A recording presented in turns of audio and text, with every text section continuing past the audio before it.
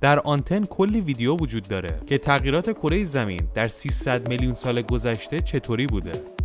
همونطور که قبلا هم گفتیم این تغییرات متوقف نشده و زمین و خشکی‌های اون همیشه در حال دگرگونیه. میدونید که موجودات زنده همیشه در حال تغییرن و این همونیه که فرگشت رو میسازه. باید بدونیم که کره زمین هم فرگشت خودشو داره. همین زمینی که روش ایستادیم و فکر میکنیم ثابته همیشه در حال حرکته. منتها نه حرکتی که ما بتونیم متوجه بشیم. مثلا اگر شما در غرب آمریکا باشین، اون منطقه‌ای که ایستادین 500 میلیون سال پیش در اقیانوس اطلس رو خط استوا قرار گرفته بوده. شاید بپرسین از کجا میدونید که مثلا غرب آمریکا 500 میلیون سال پیش کجا بوده؟ زمینشناسان تغییرات صفحه‌های زمین رو به خوبی میتونن مطالعه کنن. اونها گذشته رو خیلی راحت میتونن تشخیص بدن. اما برای پیشبینی آینده یه مقدار مشکله. چون همونطور که بارها گفتیم زمین یک موجود زنده است و غیر قابل پیشبینیه. اما تا حدودی میشه پیشبینی کرد. قبل از اینکه بخوایم آینده خشکی‌های زمین رو پیشبینی کنیم، اجازه بدین اول خشکی رو بشناسیم. خشکی چیه؟ یه چیزی که خشکه. البته شوخی کردیم. اولین کسی که متوجه شد خشکی‌های زمین در حال حرکته، یک دانشمند آلمانی به نام آلفرد وگنر بود. این آقا در سال 1912 برای اولین بار این نظریه رو اعلام کرد که خشکی‌ها در حال حرکت و تغییرن. این آقا همینجوری صبح بلند نشده بود این حرفو بزنه. اون سالهای سال از جوونیش تمام دنیا رو گشته بود و روی فسیل‌های مختلف تو جاهای مختلف تحقیق کرده بود. اون هر قاره‌ای میرفت و فسیل‌هاشو بررسی میکرد، میدید مثلا خیلی شبیه قاره استرالیا است و همینجور متوجه شد که این خشکی‌ها قبلاً به هم چسبیده بوده. آقای آلفرد وگنر این حرفو در سال 1912 به زبون آورد و زندگیش از این رو به اون رو شد. چطوری؟ دانشمندان دیگه همه گفتن این یارو دیوونه شده و اصلا هر حرفی میزد میگفتن تو ساکت شو، چیزی سرت نمیشه. چطوری میشه خشکی حرکت کنه؟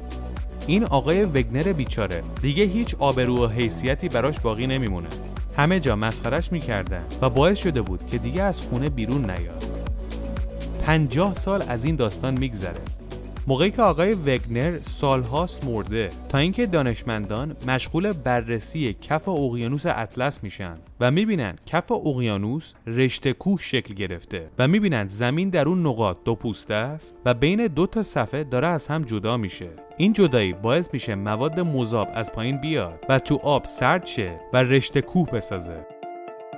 این مسئله یه مقدار افکار دانشمندان رو عوض میکنه تا اینکه میرسیم به دهه 60، موقعی که دانشمندان متوجه میشن که کره زمین از 7 تا صفحه اصلی تشکیل شده و مقداری صفحات فرعی. این صفحه ها همیشه در حال حرکتن و روی همدیگه اثر میذارن.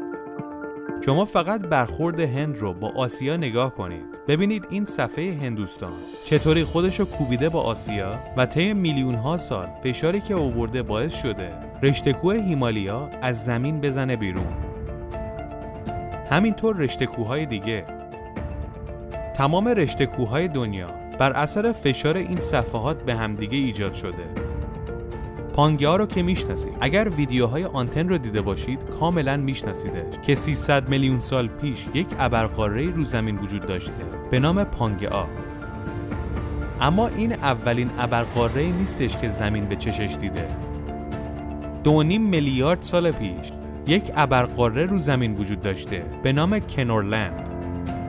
کنورلند یه چیزی اندازه مجموعه آمریکای شمالی و آفریقا بوده و خیلی از پانگئا کوچکتره. پس این نشون میده خشکی‌های زمین همونطور که تغییر میکنن بزرگتر و کوچکتر هم میشن. 700 میلیون سال بعد از کنورلند یک ابرقاره دیگه شکل میگیره، ابرقاره نونا. میبینید که یک تغییر این چنینی 700 میلیون سال طول کشیده تا اینکه میرسیم به حدود 750 میلیون سال پیش، یعنی یه چیزی در حدود 450 میلیون سال قبل از پانگئا. اینجا ابرقاره پانوتیا هم اضافه میشه. نخستین حیوانات روی زمین در این ابرقاره به وجود میاد. در این سال خشکی‌های زمین به این شکل به هم چسبیدن. این خشکی هایی که تا اون موقع به هم چسبیدن دوباره شروع میکنن از هم جدا شدن. میرسیم به حدود 300 میلیون سال پیش. خشکی های زمین به این شکله. پانگئا معروف ترین ابرقاره زمین. اما پانگئا هم خیال نداشت که همون شکلی بمونه و مثل 3 بار قبلش شروع میکنه از هم باز شدن. پانگئا هم که ویدیوشو دیدید، زندگی فقط در اطراف سواحلش جریان داره و مرکزش بیابون برهوته. جدایی پانگئا باعث میشه که سواحل بیشتر و طولانی تر بشه و زمین برای زندگی بهتر و بهتر بشه. این جدایی ابرقاره پانگئا ادامه پیدا میکنه و 300 میلیون سال میگذره تا میرسیم به امروز. این تغییرات ادامه داره، اما در آینده چه خواهد شد؟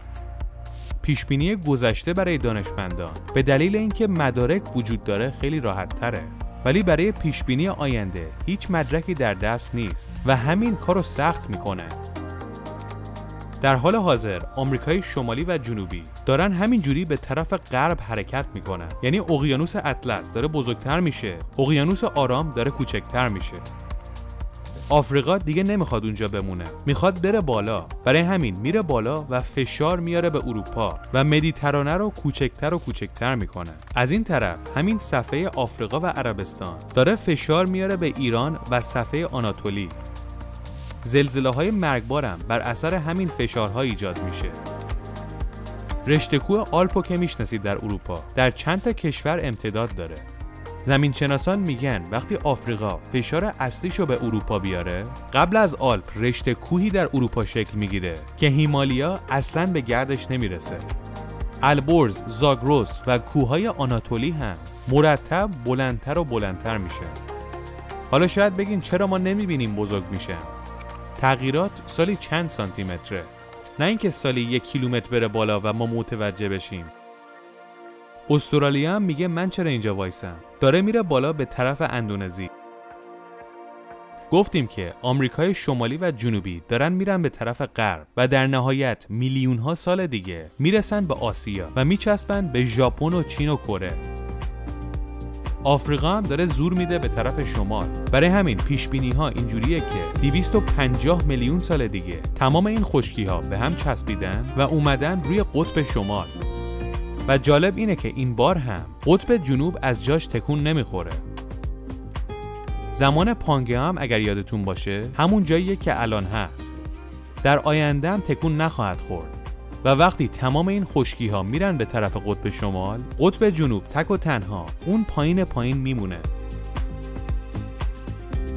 جالبی این پیشبینی اینه که آمریکای شمالی و جنوبی از غرب پانگئا جدا شدن، اما این بار از شرق میچسبن به خشکی های دیگه، یعنی یه دور دنیا رو زدن. پس اینجوری که مشخصه و تاریخ زمین نشون میده هر چند صد میلیون سال یک ابرقاره شکل میگیره و دوباره بعد از چند صد میلیون سال از هم باز میشه.